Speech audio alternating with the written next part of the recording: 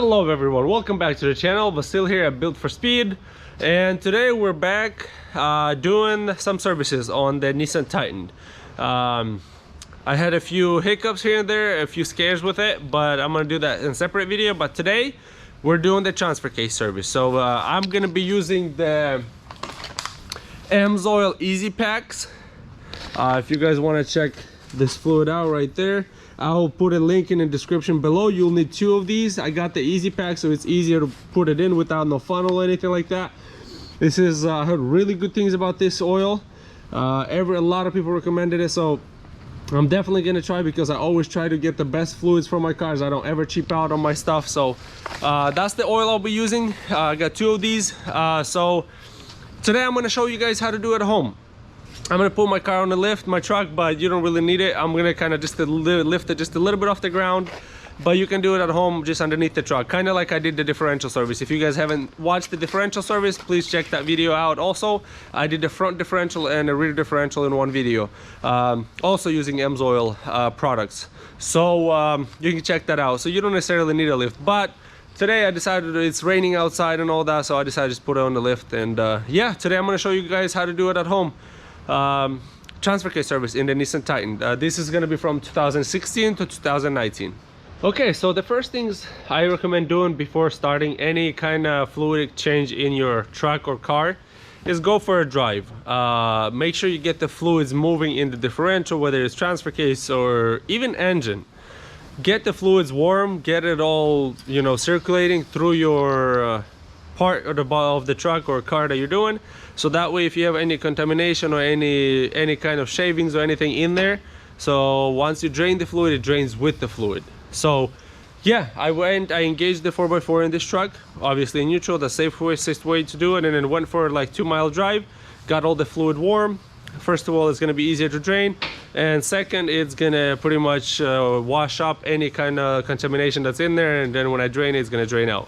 So now I'm gonna go spray the fill plug and the drain plug with some WD-40, get it loosened up, and then get the fill plug out and then the drain plug as usual. So I'm gonna show you guys how to do that. Okay, as you guys can see, this is the transfer case. I'm underneath the car. That's the front of the car right there. This is the transfer case here, differential from the back differential, the driveline here. So the fill plug is right there. It's kind of rusted a little bit. That's one of the reasons why I usually spray with WD-40. And this is the drain plug right here, right there by the guard, by the metal guard there. So yeah, I'm gonna spray them both and then get this fill plug loose first, to make sure that after obviously I drain the fluid, I can fill it. So yeah, I'm gonna spray those 2 with some WD-40. They're kind of dirty too, so just like that, give it a nice wash so it's all nice and lubricated. Let it sit there, let it marinate a little bit, and then yeah, take that out first, and then that one. This is the fill plug right there. You see that I got it loose. So right now I'm gonna drain it. I kind of set up some cameras for you guys. Let me see here so you guys can see what I'm doing, so you guys can see kind of what drains out. I like to pay attention to my fluids when I drain them, so I kind of got this splash thingy that protects me so I don't take a shower with some ATF fluid. Okay, well, I mean, it doesn't look too bad, to be honest. I mean, if you can see, it's really purple. Not sure if somebody changed that. Well, you can see it's a little bit on the shiny side, like you can barely see it, but you know, it's pretty clean. It's not too bad. It has 80,000 miles on it, so it's about time to do this bad boy. And I, especially when I don't know, even if somebody changed it, I don't know what kind of quality fluid they put in, so I kind of try to put the best fluids in my truck. So yeah, I'm gonna put some Amsoil in there so I can have the peace of mind knowing that I changed it for sure and my truck is good to go. I'm not really a risk taker, especially with maintenance. Okay, so I got the drain plug in there. Make sure on these you put some sort of, before you put these in and tighten them, make sure you put some sort of thread sealer on them, because the wheel leak is threads. Once you unscrew it, kind of all the sealer that was on it just comes out. So make sure you put some sort of thread sealer on the threads themselves. So now we're gonna fill it. So now I'm gonna get my easy packs out. These guys right here again, this is what I'm using. This fully synthetic automatic transmission fluid. That's what it takes, that's what it calls for right there. I'll put a link in the description again. So I'm just gonna cut that tip off and fill them in. Fairly easy. Now we got the easy packs. I'll open them up. So now let's just fill it in.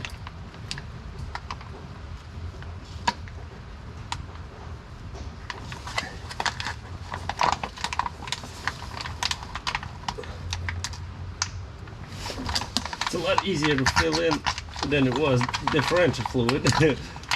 I'll tell you that much. For obvious reasons, because differential fluid is a lot thicker. Slide this thing under there. Screw you guys a little bit back. So that way, when it spills out, we're good to go. This is the second one. It should take about 1.9. I think that's what it calls for. Oops, I think I didn't tighten this one hard enough.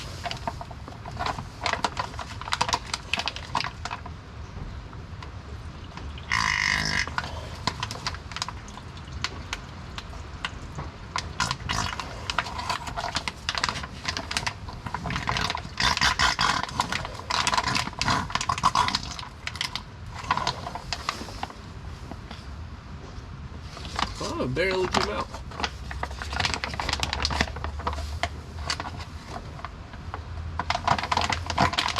So it's pretty much full. I have some more, but